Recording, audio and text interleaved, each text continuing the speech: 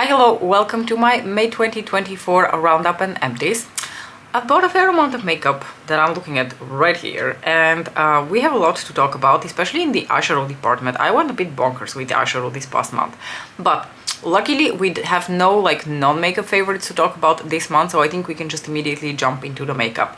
I'm going to do this, I think, brand by brand, and specifically with one of the eyeshadow items I want to do some comparison swatches that you requested in the video where I demoed this makeup product. Now, the brand that I'm going to open with is our resident queen, McGrath Labs. Pat hasn't really done anything super exciting, at least personally for me, since holiday 2023, and I can't really tell you how I am dreading the release, like the announcement of the new mothership, because that's coming now. That's really coming soon. It is already the 1st of June today as I am filming. She's been releasing these towards like mid-July, which means that already within a month we are going to start seeing the hints, and then we're going to see the reveal. And I am here at the edge of my seat waiting with anticipation, but also quite a huge amount of dread, the announcement of the new mothership, because I did not buy the previous year's mothership, so I'm about ready to be buying a new mothership palette this year. But anyway, that's a completely different topic. Let's talk about the things that I did purchase this past month from McGrath Labs. Some of the products that are not necessarily something super exciting, but a reliable good formula. She expanded her cream blush collection with 4 new shades, and I purchased 2 out of these 4 new shades. Just as a side note, I know that she has released those like crayon pencil type lip things. I am not interested. I've never been a fan of the crayons. I just don't, like, aesthetically they don't do anything for me in terms of their packaging. The colors seem to be quite a few repeats from, you know, shade ranges that I already have quite a few of, so neither in terms of the shades nor in terms of the packaging that release speaks in any sort of shape or form to me, so I'm skipping that completely. But the 2 new cream blush shades that I purchased, I have actually been enjoying quite a bit, so let's talk about them real quick. They're in the more neutral shades out of the range, so I purchased these shades: Alluring Nude. And Alluring Nude is your classic like peach beige like neutral shade. I was really missing a shade like this in Pat's collection. It is also the blush that I'm wearing today on my cheeks. And the other shade that I purchased is one that I wasn't completely sure about, and I have the feeling this is also like sort of like a new finish within this cream blush finish, because this is the shade Divine Rose Glow. So the addition of that glow in the end, I feel like sort of suggests that these are going to be even more like dewy than the original ones. I don't know that I can really tell the difference. So this is the shade Divine Rose Glow, and Divine Rose Glow is just a beautiful like neutral rosy shade, which is not too cool, but it is also not too warm. And I was also really missing a shade like this in my collection of cream blushes, so I'm very happy with the addition of these 2. I already know the formula, I enjoy the formula. These are the type of formula that you can play quite a bit around with, because depending on how you apply them, they're going to look more or less dewy. So my preferred way of applying these is with a very dense synthetic brush, such as this one. You can choose whatever, you know, very dense brush that you have in your collection. I think synthetic works a little bit better than natural bristles. And if you apply it that way, then they're actually not going to look overly dewy. Obviously, they are a cream balmy blush formula, so they are going to add a little bit of juice to your cheeks, which is really also the point of these. But they're not going to be overly dewy. They're not going to have like hair stick to your face. So I really enjoy this formula. I've always really enjoyed it since last year when they were released.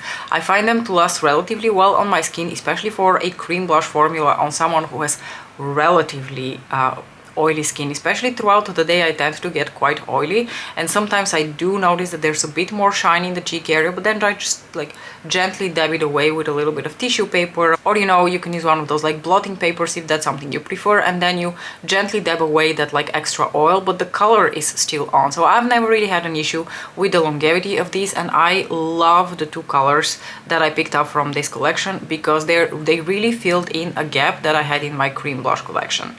Now, the last item that I picked up is from her Valentine's Day collection, so this is already from a few months ago, and this is an item that I pretty much knew I was going to buy, but I was waiting for it to go on sale. So when the blushes were released, I noticed that this was already on sale, so I decided to get it, and boy am I glad that I purchased this. So this is one of the Valentine's Day matte trans lipsticks. This is in the shade Nude Nocturne, and it comes with this beautiful imprint on the bullet, very similar to my beloved Rougeade from last year, which was part of her Lunar New Year collection.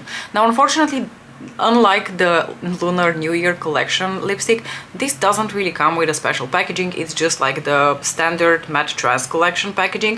However, where this lipstick lacks in packaging, it compensates slightly with the design on the bullet, and it just smashes it out of the park with the color. It is the lipstick that I'm wearing today, and I cannot tell you how obsessed I have been with this color. This is just sheer perfection. It is also like very creamy. You know her matte trans formula. You know that it is not a drying matte. It applies very like beautifully on the lips. It doesn't feel too drying. It has a very good lasting power. But oh my lord, this specific shade of nude is just everything that my dreams are made of. I bought this because it was described as a terracotta, and for whatever reason I never bothered to read like the full description of the shade, so I sort of like fixated on the color terracotta because terracottas are one of my favorite like brown type lipsticks to buy, and I never bothered reading the rest of the shade description. And when it arrived and I put it on, I thought, this is terracotta, but it also has like this very interesting pinkish undertone woven into that terracotta, which intrigues me. Then I went on to read the description, and it is described as a terracotta nude pink or something in those lines, which immediately, you know, made everything like sink in and make so much more sense. Oh, okay, now I get it. Now I know what kind of color I really got myself into. But I couldn't be happier because I love deeper nudes. This is a deeper nude. And I love that this is nothing like a shade of nude that I have. I have nothing quite like this shade of lipstick because it is not a warm terracotta like a classic warm terracotta. Those pink like hints in it really come through and really make this shade so incredibly unique. I have been obsessed with Nude Nocturne. I am so happy that I purchased it, and I cannot recommend it enough. The majority of the products you're going to see in this video are new, but there is one product that I want to mention that I've already had for half a year and I've talked about before. But now that we've been getting a little bit more into spring and summer, and now that I've been wearing more of my like cream cheek products, I've gone back to using my cream stick highlighter from Victoria Beckham Beauty. So this is in the shade Pearl, and I bought this with her Black Friday sale, when unfortunately only this shade was in stock. The like more goldenish peachy shade was unfortunately not in stock. I would have definitely picked that one up because it suits, I think, my preferences and my skin a lot better. However, with that said, I wanted to talk about this cream stick highlighter because it is essentially the only like cream type product that I've ever really enjoyed and used consistently on my cheekbones. Every time that I go for anything like creamy on my cheeks, I am going to take Pearl because it is literally the only product that I truly enjoy using on my cheekbones. First of all, the packaging of Victoria Beckham truly cannot be beaten. The woman just has such a good taste when it comes to her packaging. It is just all so well thought out, so much on brand for her and her aesthetic, and I deeply appreciate that. But it is really also the product that I find really stunning.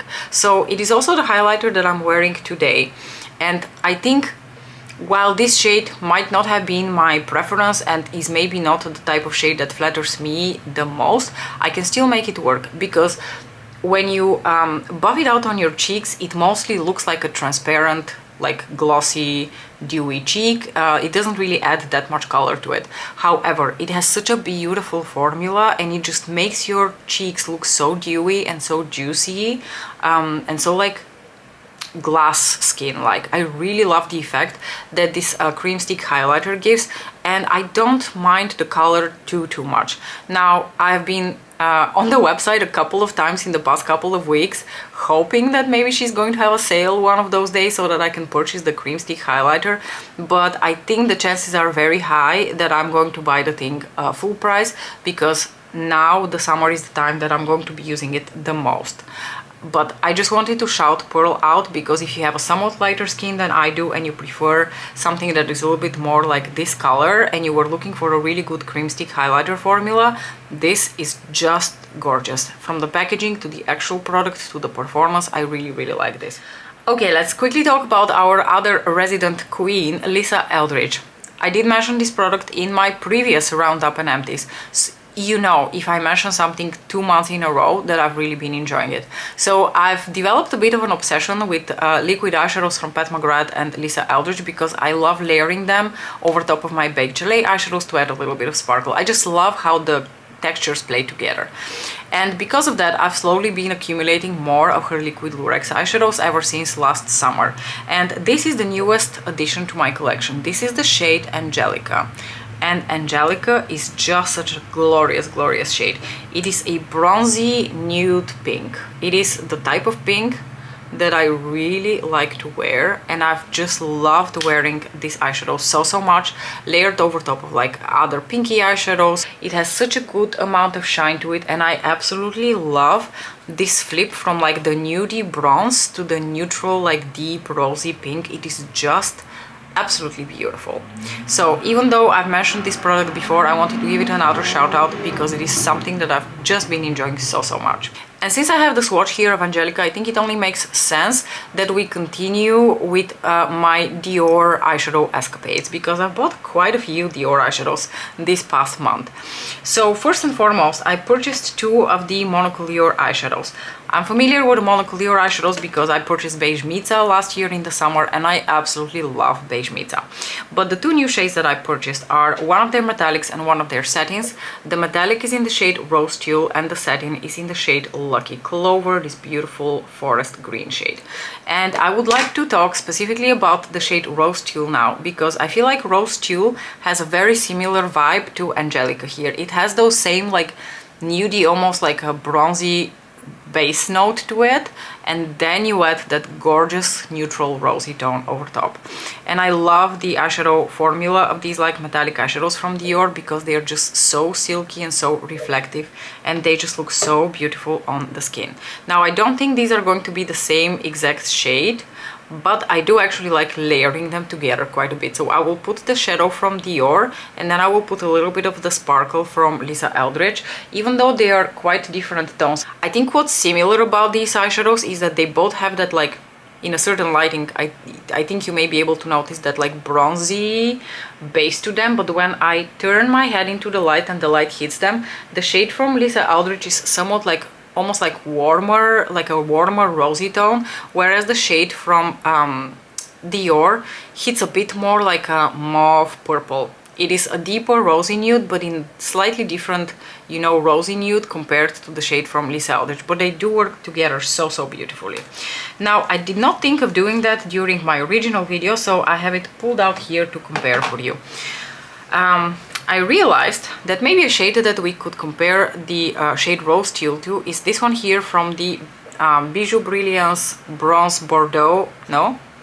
Bordeaux Bliss. This is the Bordeaux Bliss Quint from the Holiday 2023 release from McGrath Labs. Coincidentally, it is also what I'm wearing on my eyes today. But I wanted to swatch for you the shade Naked Sunset from this Quint, because I think it might be quite similar to Rose Tulle. Oh, look at that. Yes. Oh wow, this is actually much closer in tone than Eleganza and the shade from the Bridgerton 1 palette. Then I thought, wow, this is actually quite similar. So if you have Bordeaux Bliss and you thought, oh gosh, Rose Tulle is so pretty, this shade is actually pretty similar actually. But there you have it. This was also one of my favorite shades in this palette, so now we know why. I've developed a bit of a soft spot for these types of like neutral rosy eyeshadows. And this one has like also like a good amount of shine and sparkle to it. It has like teeny tiny blue shimmer running through it, which still makes it quite different from Rose Tulle. I think in terms of their texture, they're quite different. Obviously the shade from Pat, you can see intensely metallic, a bit shimmery, whereas the shade from Dior is a bit more subtle. It's a different texture altogether. They're both beautiful textures, but quite different from each other. So there you have it, the rosy neutral shades. And now let's quickly give a little swatch to Lucky Clover. I actually did a look with Lucky Clover and Beige Mica just a few days ago. So Lucky Clover is this beautiful satin in this gorgeous like dark deep forest green, and I absolutely love this eyeshadow. Look what a beautiful texture that is. It is just so soft, so elegant, and it looks beautiful as a liner, which is the way I used it in the look the other day. It is probably also going to be the way that I use this the most, but I think it will also look really stunning, like slightly blended out like in the base of your lashes and then something glittery over top. That would also look absolutely fabulous. So I've personally really been enjoying these single eyeshadows from Dior. Are they ridiculously expensive, overpriced, and like not worth the money? Probably. I do have one more eyeshadow purchase from Dior that I wanted to mention, and this is my newest addition to my eyeshadow collection. This is the Quint, the Monocle Dior Quint, in the shade Coral Flame. If you recall, last month I talked about Pastel Glow. So these are the two quints that they released for Spring Summer 2024, and I purchased Pastel Glow pretty much as soon as it hit the shops here, because I thought this is such a beautiful, interesting color story, and I also thought the combination of the color story together with the fact that these are in the Baked Gelée formula just makes this a winning combo for me.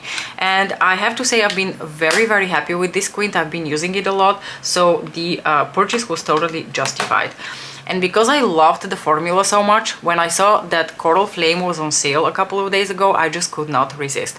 Now, I've only had Coral Flame for literally like 2 days, and I've only worn it once, so I can't really tell you whether it's going to occupy the same space in my heart that Pastel Glow does. Pastel Glow has the advantage of being a bit more unique in terms of the colors. However, this has the advantage of being very much like my type of colors when it comes to like the undertones of the shades. So I can't wait to be able to play a bit more with these. I want to layer them a bit more. I possibly want to do combinations of Pastel Glow together with Coral Flame, because I think the textures would layer and play together really well.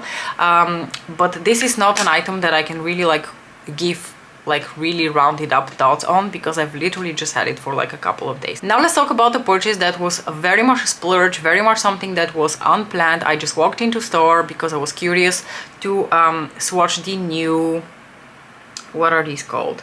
Ombre Essential single eyeshadows from Chanel. Had no interest in purchasing any of them, because at least in the online photos they didn't seem very special in terms of formula. The colors didn't really spark any sort of like interest in me. But then I went in store and I swatched them, and first of all I was quite impressed with the textures, because they're very lightweight, they're very creamy, non-powdery, just lovely, lovely, luxurious textures. Without being too sparkly, by the way. They're not overly metallic and they're not overly sparkly. They are more like a glimmer on the eyes. But then I swatched this shade. This is the shade 238 Quartz Fume. And I fell in love with the texture, but what I just head over heels was immediately, instantly attracted to was the shade of this. Oh my gosh, what a beautiful eyeshadow. Quartz Fume is one of those colors that is a chameleon, and it is very hard to describe. On me, this eyeshadow translates to like a bronzy nude olive green.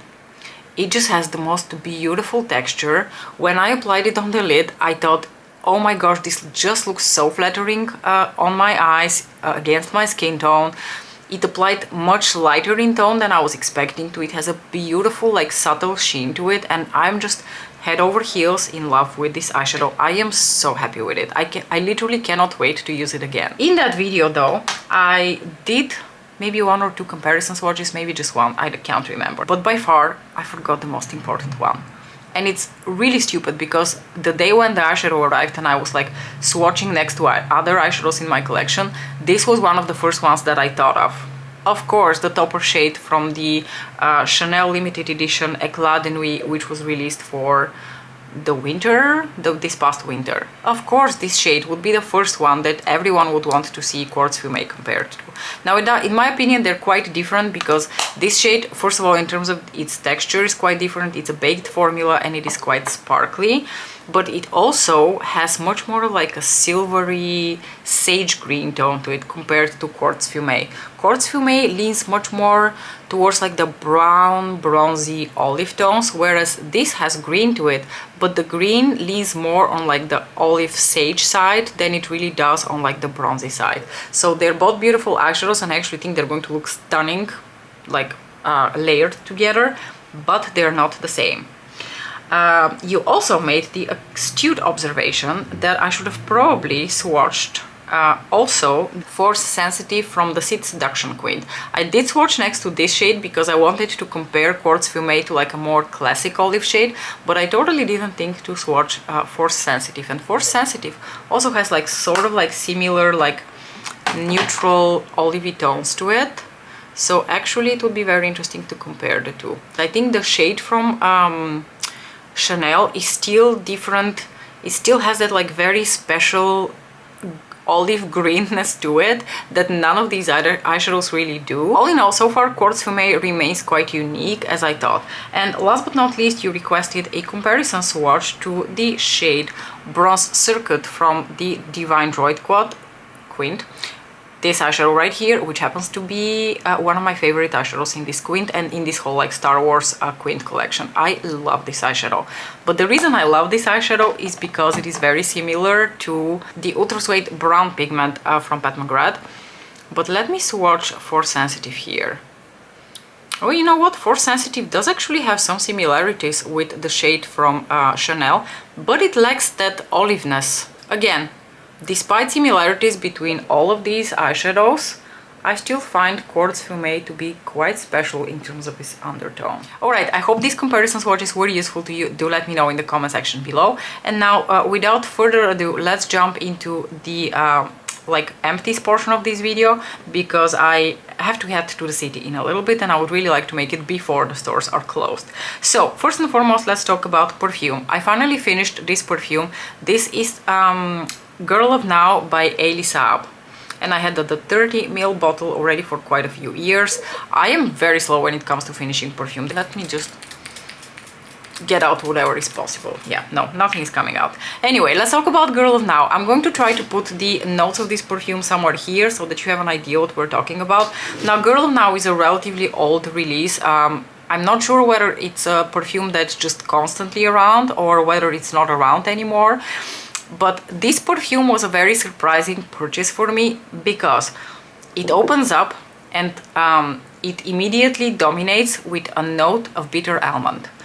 And I hate bitter almond. I hate bitter almond in my food. Whenever I, you know, buy pistachio ice cream and I go to take my first bite and I taste bitter almond, I'm instantly like sorely disappointed. And that's why I'm always very skeptical when it comes to things that have pistachio in them, because a lot of the times they just taste like freaking marzipan, like freaking bitter almond. I don't like bitter almond, but for whatever reason I loved the bitter almond that this opens up with. I don't know what kind of magic was woven into the blend of this perfume, but for the first time ever in my life I did not hate the scent of bitter almond. I really enjoyed this perfume. As you can see, I completely finished it. It took me quite a few years because it's the type of scent that I don't feel like is an all year rounder. It is more of a scent that I would wear on, you know, winter days, fall days, a gloomy June 1st, but it is not a scent that I would wear like into the summer months. And like I said, I'm not someone who douses themselves with perfume, so it takes me a really long time to finish perfumes.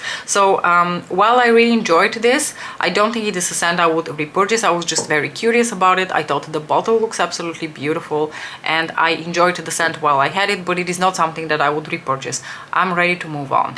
I have another perfume sample here, and this is Springtime in a Park by Replica. For the life of me, I can't remember what the notes of this were exactly. I think it is something floral. These like Maison Margiela Replica perfumes before that, they have like very little lasting power on me. I didn't find them very special in terms of like the scents and the notes. So this is something that I used up and I'm more than happy to see it finished. So I don't have much to say about it besides it was fine. I think Springtime, the ones that I have finished are the ones that I have enjoyed more. So Springtime in a Park was probably something that I enjoyed. I do recall maybe that this had a little bit of like notes of Lily of the Valley, and I love Lily of the Valley in everything. So. Okay, let's talk about my two makeup empties before we talk about skincare. So the first makeup empty that I want to finally say goodbye to, bid adieu to, is the Dior, what is this called again? The Backstage Powder No Powder. This was in the shade 2N. Now, as you will see, this was a like sort of like a baked gelée product, as you can see also from like the little grid that it has here.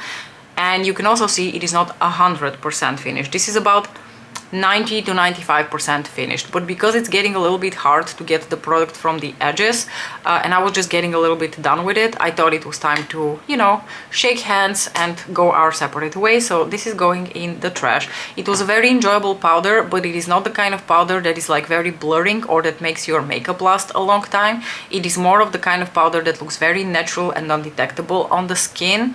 It's more like a finishing powder than it really is like a blurring setting powder. But I did really enjoy it. I did really enjoy it. With certain foundations, it actually worked really well. My second makeup empty is one that is a recurring, you know, star in this show. This is the Kiko Extra Sculpt Mascara. I don't know in how many more words and, you know, sentences I can tell you how much I love this mascara. This is my holy grail mascara. It will continue to be my holy grail mascara for a really long time. I love this. It does everything that I wanted to do for my lashes. Gives me volume, gives me a curl, keeps the curl. I cannot say good enough things about this mascara. The only thing that I will add is it takes a bit of time for this to settle into its final, you know, glorious formula. You have to give it a few weeks for the formula to dry down a bit so that this mascara becomes very like dramatic on your lashes. Before that, it's just okay. But I absolutely love it. This is definitely a product that I have repurchased for many years and I will continue to repurchase because I have not found anything that holds a candle to my Kiko Extra Sculpt. Okay, skincare empties. Let's quickly talk about these two samples from Chanel and Lancome. This is the Chanel Lift Cream and here we have the Lancome Rénergie Multi Lift Ultra. These were really generous samples. I think both of them were in the ballpark of like 5 mils and they were a decent enough size for me to try these products. Now, neither of them really has SPF. Oh no, the one from Lancome does have SPF, but it's only 20. So neither of these is something that I would like put on my face to walk out and about. Both of these were something that I used on days when I wouldn't go out and I just was going to be at home. I enjoyed them. The lifting cream from Lancome had a very pleasant texture and a bit of like a a bit of like a firming effect on the skin, which I really enjoyed. The one from Lancome apparently didn't leave an impression because for the life of me I can't really tell you what I think about this cream. I guess it was fine and that's pretty much all I can say about it. The one from Chanel was actually very nice, but because it doesn't have SPF and I would just use it as sort of like an accessory to my skincare, it's too expensive for me to be buying it to be just an accessory. I'd rather stick to my effective Paula's Choice skincare. Talking about Paula's Choice, let's talk about this. This is the Booster 10% azelaic acid that I have completely finished up and I already have a new one opened up in my drawers because this is lovely. I have to give you a fair warning though. This is one of those products that will sting.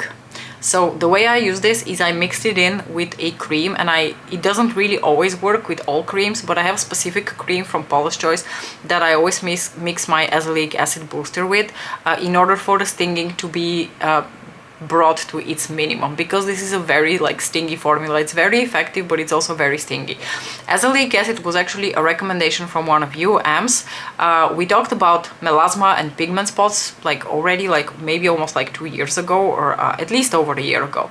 And then you mentioned that azelaic acid is one of the ingredients that combats pigment spots and melasmas quite well. So I immediately jumped onto it and I've really been enjoying it. This is a product that works well for unevenness on your skin, if you have enlarged pores, if you have acne. I don't necessarily have acne, but I do have large pores and, you know, impurities in my skin. So when you combine that together with combating the melasma spots, which I have a few already on my skin, I have the little heart shape over here. I had the one that was appearing here on my forehead that I feel like is under control now. I have one very weirdly here right next to my ear that I hadn't even noticed it appearing. It could be that it appearing during my pregnancy. I can't tell you for the life of me. It's so hidden behind my hairs here that it's almost invisible, and it wasn't until my husband pointed it out that I even noticed that it was there. So now I've been smearing it like very generously, but I don't think that thing is going anywhere. None of my melasma spots are really going anywhere. I just keep them, you know, a little bit under control, and I love my azelaic acid booster for that. Alright, so this was everything that I wanted to talk about this month in terms of my roundup and my empties. It was actually quite a few new products that I have brought into my collection, so I do need to make a note of that and slow down a little bit in June, especially in anticipation of the mothership in July. Do let me know what you think about all the products that I talked about. Do you own any of them? What do you think about them? I love chatting with you in my comment section, so as usual I look forward to seeing you there. Thank you so much for watching this extremely long video, and I will see you in the next one. Bye!